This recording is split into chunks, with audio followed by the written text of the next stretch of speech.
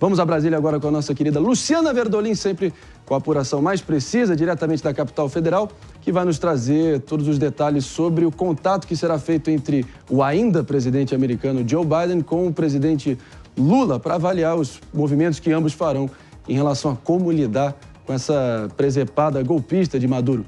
Tudo bem, Luciana? Bom dia.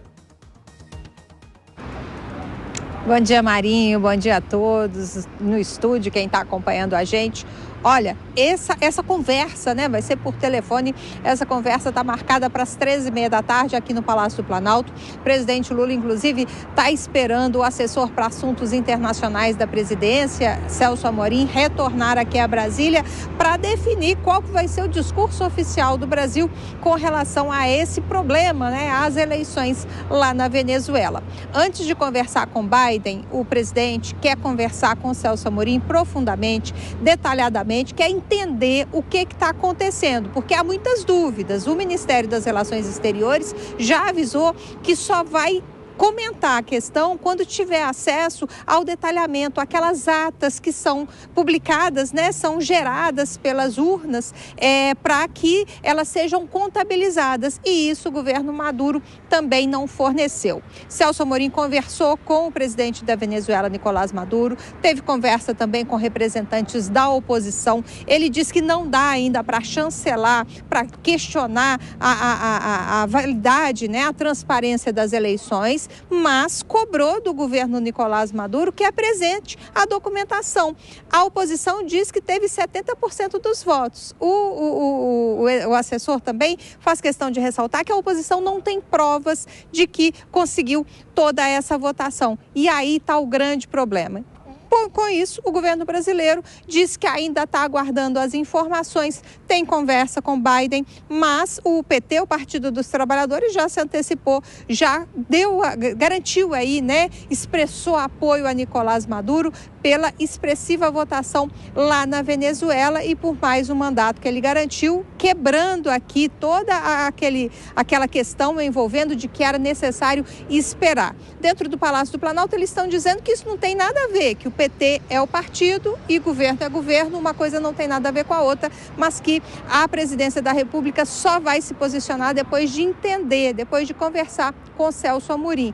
Ele está lá na Venezuela desde sábado, acompanhou todo esse processo eleitoral, está retornando aqui a Brasília para conversar com Lula. É bom a gente lembrar, né, que por conta aí das críticas que Nicolás Maduro fez às urnas eletrônicas, às eleições brasileiras, o TSE nem mandou representante, então a gente não mandou observador para acompanhar as eleições. Celso Amorim foi como um aliado lá, foi como uma pessoa apenas representando o governo brasileiro. Nicolás Maduro está bastante irritado com as manifestações contrárias, né, de vários países aqui da América do Sul contra o resultado que eles anunciaram lá na Venezuela e expulsou diplomatas de 7 países, determinou que o corpo diplomático deixe a Venezuela. O Brasil já está aumentando a fiscalização lá na fronteira com a Venezuela.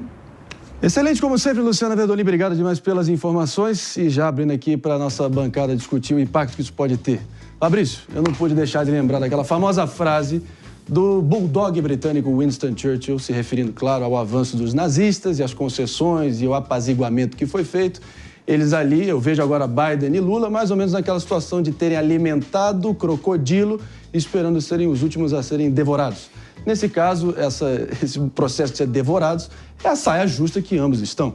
Depois de Lula ter feito vários acenos, o próprio Biden ter rescindido várias sanções impostas no petróleo venezuelano por Donald Trump e, claro, tudo isso com cálculo eleitoral para manter o preço do petróleo baixo em ano de eleição e ajudar aquele empurrãozinho ali para Kamala Harris. Como é que você está vendo aí a expectativa dos dois?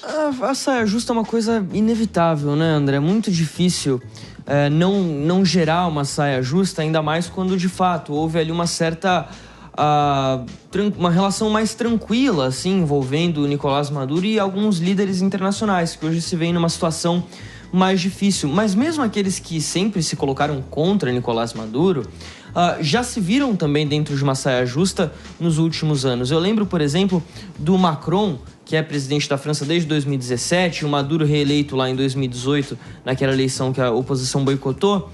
Maduro cortou relações com a Venezuela, Macron cortou relações com a Venezuela, com o governo de Nicolás Maduro. Mas aí em 2022 estoura a guerra entre Rússia e Ucrânia e o Macron encontra com o Maduro na COP, lá no Egito, e aperta as mãos dele e fala, não, vamos sentar aqui para bater um papo porque eu preciso de petróleo. O Macron adora fazer um chameguinho. Mas isso for. Pois é, mas isso vale para todos, porque é uma situação...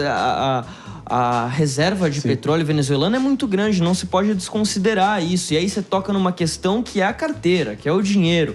E aí os líderes internacionais, gostem ou não gostem, vão precisar ali fazer um carinho na cabeça do Maduro e falar, bom, vamos sentar para bater um papo aqui. Então a saia justa é inevitável, talvez de fato maior para quem teve uma certa condescendência com esse regime venezuelano já há algum tempo. E, para finalizar, claro, uma das maiores vulnerabilidades dos democratas na eleição que está chegando em novembro é o fluxo de imigração ilegal, que foi absurdo durante os anos Biden.